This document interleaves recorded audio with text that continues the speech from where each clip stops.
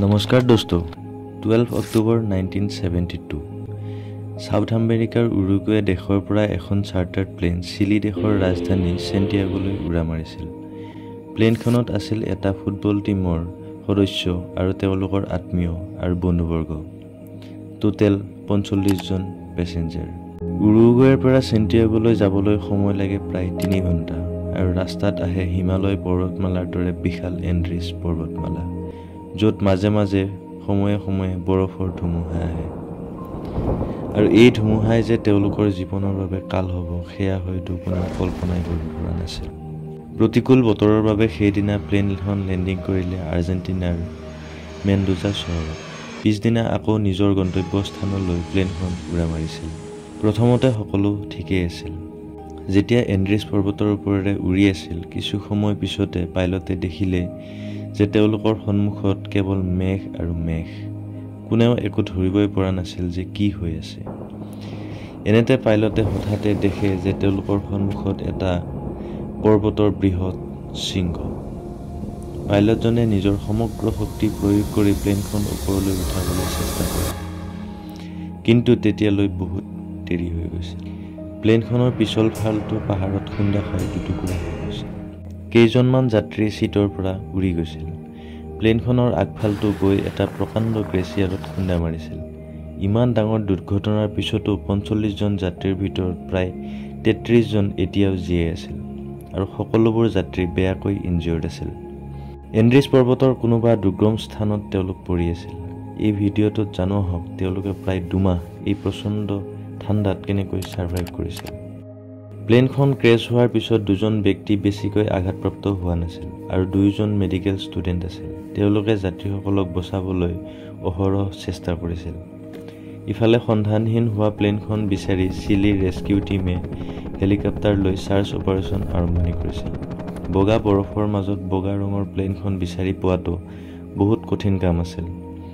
ইফালে পেছেঞ্জাৰসকলে নিজৰ ঠাণ্ডাৰ পৰা বচাবলৈ যিমান পাৰি চেষ্টা কৰি আছিল। ইফালে দুৰ্ঘটনাৰ প্ৰায় 8 দিন পিছত চাৰ্চ আৰু ৰেস্কিউ অপাৰেশ্যন বন্ধ কৰি দিলে, কাৰণ তেওঁলোকে ভাবিলে যে তেওঁলোক চাগে মৰি গ'ল। ইফালে পেছেঞ্জাৰসকলৰ নিজৰ লগত যি খাদ্যবস্তু চকলেট আদি আছিল সেয়াও প্ৰায় শেষ হ'বলৈ আৰম্ভ হৈছিল। 12 দিনৰ পিছত খাদ্যৰ নাটনিৰ ফলত কিছুমানে ছিটৰ যি কভাৰ থাকে সেয়া খাবলৈ আৰম্ভণি কৰিছিল। ফাইনেলি তেওঁলোকে ৰিয়েলাইজ কৰিলে জীয়াই থাকিবলৈ তেওঁলোকৰ হাতত কেৱল মাত্ৰ 2টাই অপশ্যন আছে। অপশ্যন 1 একো নোখোৱাকৈ মৰি যোৱা আৰু অপশ্যন 2 মৃত পেছেঞ্জাৰবোৰৰ তেওঁলোকৰ লগৰ যিবোৰ আছিল তেওঁলোকৰ মাংস খাই জীয়াই থকা।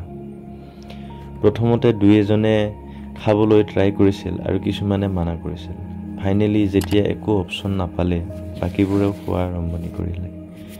প্ৰায় 16 দিন পাছত বৰফৰ টুকুৰা খহি পৰি 8 জন লোক উশাহ বন্ধ হৈ আকৌ মৰি থাকিল। এতিয়া বাচি আছিলগৈ কেৱল 19 জন। এই বাচি থকা কেইজনেও বৰফৰ ভিতৰত পোত খাই গৈছিল।